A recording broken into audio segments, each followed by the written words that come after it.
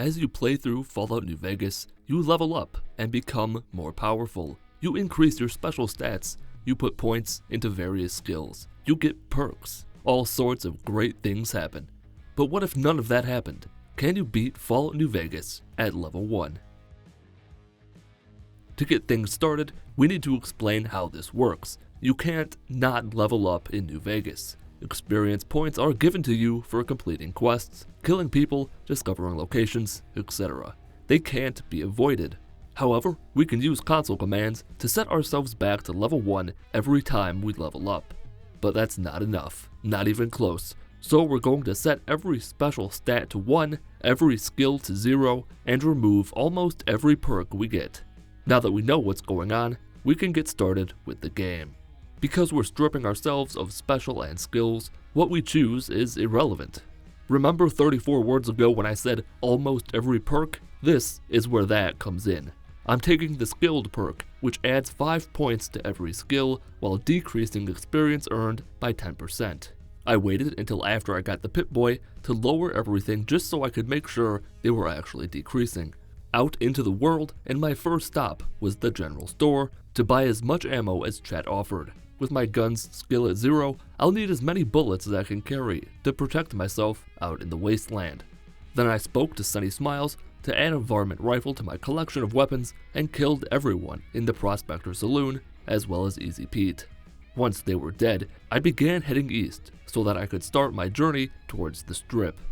Something I neglected to mention was that some armors provide stat boosts. So I just decided to not wear any armor at all. This, more so than my lackluster skills, proved to be the real challenge. Even on easy, the powder gangers south of Sloan were an actual threat.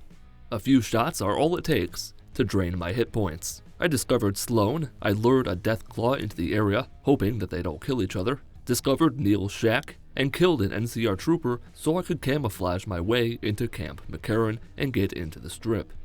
Then I remembered that I outlawed armor, so I just speared the guards and took my naked ass onto the monorail to finally arrive at the Strip. Luckily, I have the Ultimate Edition of New Vegas, which grants me a few extra weapons from the various DLCs included.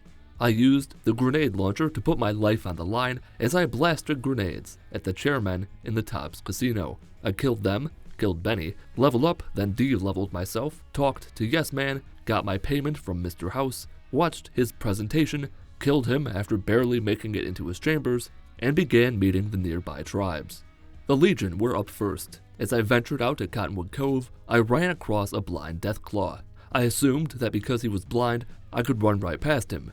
As he rained blows upon me, slicing me open from all directions, I discovered just how wrong I was. I could have taken a different path, I could have avoided him altogether, but that's too easy. I eventually blew his head off with a shotgun. Then, once I started entering the canyon area near Cottonwood Cove, I remembered that there was no need to interact with the Legion at all. I discovered the location anyway, then went back to Sloan so I could wander into Hidden Valley. I decided that getting into a fight with several power-armored paladins with energy weapons without wearing any armor was probably the best option for this particular situation. I pulled out my grenade launcher and laid waste to all of them. I fast-traveled back to Camp McCarran so that I could head out to Red Rock Canyon. I killed a worthless nobody and proceeded to make my way towards Nellis. I wasted a lot of ammo trying to kill George, but as my bullet entered his body and he fell over dead, I realized it was 100% worth it. I met the Boomers, didn't kill them or anything, and returned to the Strip to deal with the casinos. I killed the White Gloves greeter, almost got my head caved in by a cane, because you can't exit a building while reloading, and with everything at 0, you reload incredibly slowly. Gamora was next, and I killed an Omerta thug and left. With Yes Man now in position, I was ready to take the next step. Or so I thought. Turns out that killing Mortimer doesn't count as meeting the White Glove Society. So I entered the building, took some clothes off a corpse, spoke to Butters, and finally completed the Wild Card Side Bets quest. I restored power to the Strip and took another step towards the point of no return. The thing about the second battle of Hoover Dam is that everyone has high-powered weapons. Sniper rifles, super sledges, trail carbines, hunting rifles, etc. And against my frail little man-baby body, they are quite effective. So effective, in fact, that pretty much any damage from an enemy will cripple whatever limb they happen to hit. Not great. I found that a super sledge was equally effective against all enemies. The Securitrons who were supposedly by my side also turned out to be a bunch of idiots. All 2 of them by my side died against 4 or 5 Centurions, who also killed me. The next time around, I helped them fight, instead of sitting back behind a corner like a little bitch. But when the fighting stopped, they didn't cease fire. They kept firing at the nothing and even damaged me in the process. All that's left is the Legate and his companions. I knew that I needed a weapon that did as much damage as possible to compensate for my non-existent skills. The super sledge is good, but up close, the Legate would cut me in half before you could even say banana. So the anti-material rifle was my choice here. Luckily, I had a single dose of steady on me, which was so incredibly useful. It took several attempts, but I was able to defeat the Legate and slay all other Legion in the Legate's camp. Lastly, there's General Oliver. The General was ready for a fight. I, however, was not. So I ran away and let the Securitrons do their thing.